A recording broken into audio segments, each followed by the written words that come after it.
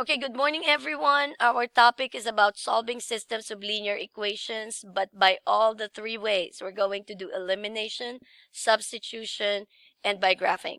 The first, or the example I'm giving is 3x plus 2y equals -4 and y equals 4. So looking at this, the best way that you can do first is not even elimination. This is very good with substitution because I want you to take a look at your second equation. Your equation is already saying that y is equal to 4. So this is going to be what we're going to substitute. And the first equation is where we're going to substitute 4 with. So you see this y? This will now be replaced by the value of 4. So how is this done?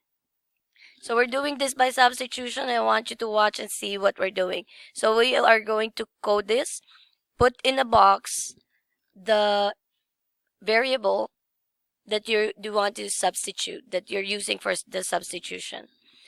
Circle the equation where you're going to substitute it in.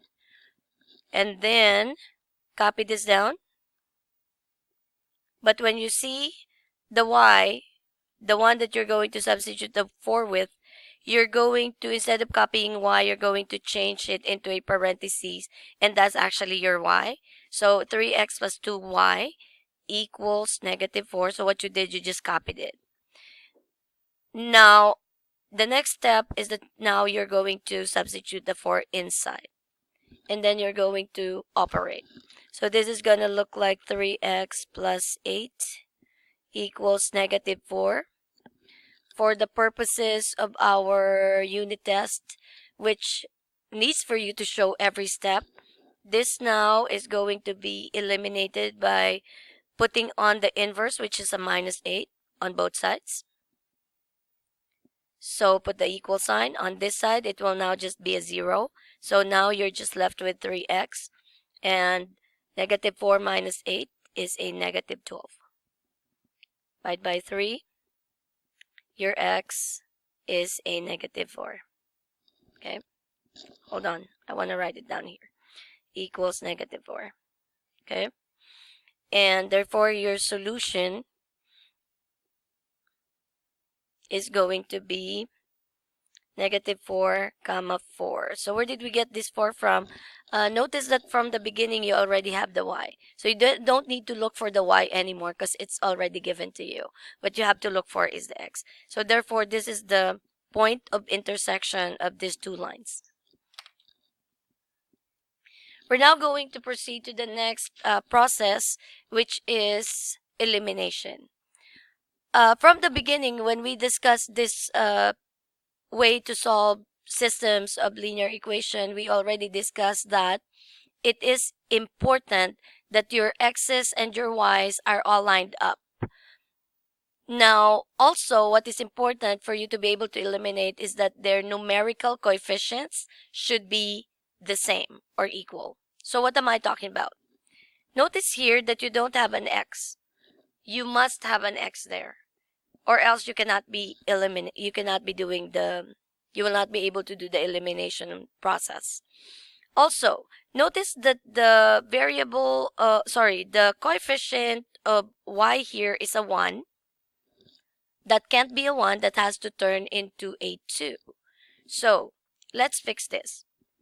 We said that there has to be an x here, but we don't want to change the value of your equation. We still want it to be y equals 4. So what I'm going to put here is 0x, meaning no x. And then this is a positive, so I just have to put that.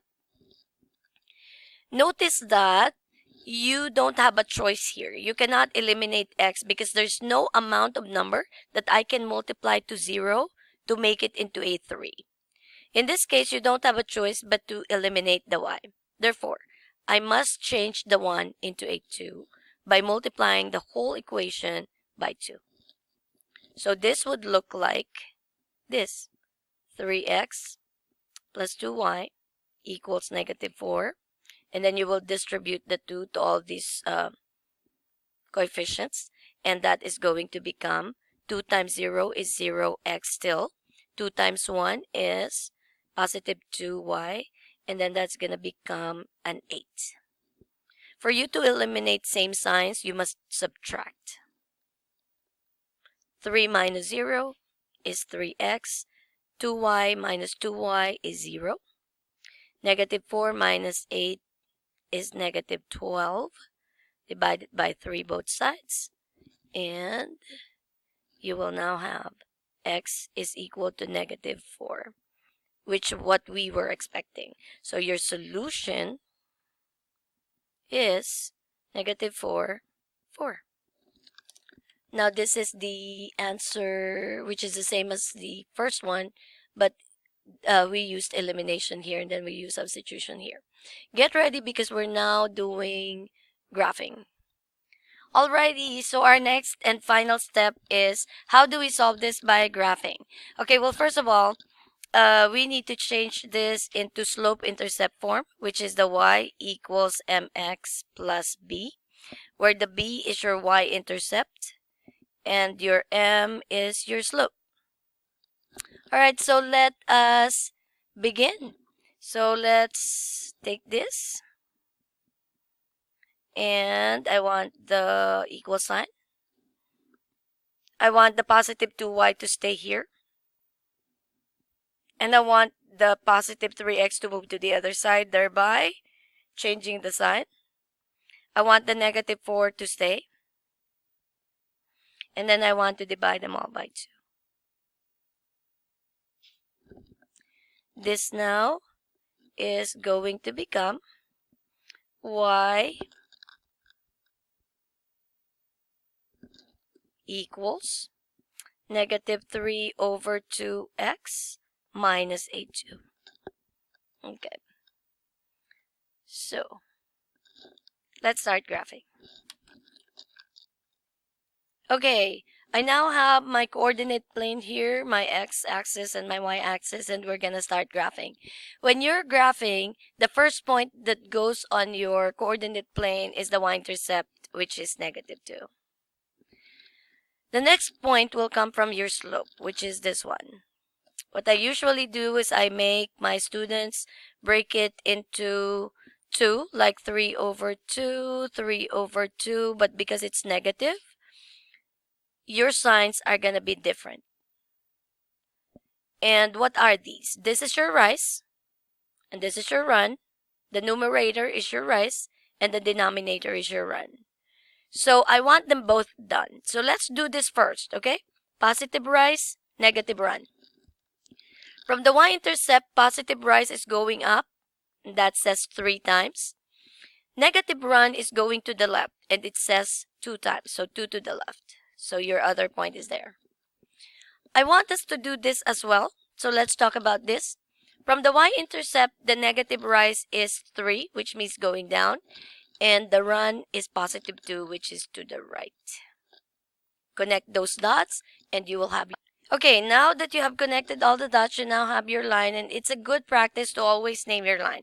And the name of this line is that one. You can use that, or you can use your slope-intercept form. I will just use the original. So 3x plus 2y equals negative 4. So that's the name of your line. We're not done because we wanted to also graph this. And we want to see where the intersection of the two lines will be. And that is your solution. So let's talk about y equals 4. I want you to take a look at the y-axis. And y equals line, whenever it's just y equals 4, y equals 1, or y equals negative 7, your line is horizontal because it's hitting the y-axis. I want you to take a look at my pen. I'm trying to simulate it for you. So that is y equals line.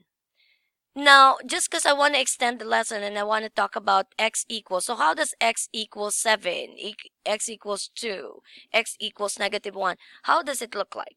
So x equals will be your vertical line because as you can see, it hits the x-axis. So all these lines that are vertical is x equals line. Okay, so let's go back to our problem.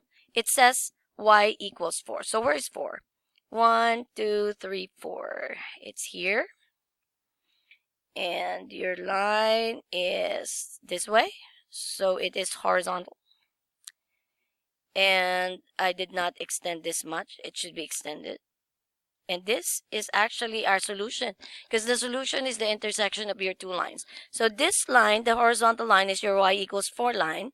And this right here is your solution, which matches your solution, which is why I was showing this paper the whole entire time, because I want us to take a look at the solution. And the solution is negative 4, and then for y, positive 4. That is our this is our solution, and this was done through graphing. I hope you learned a lot today.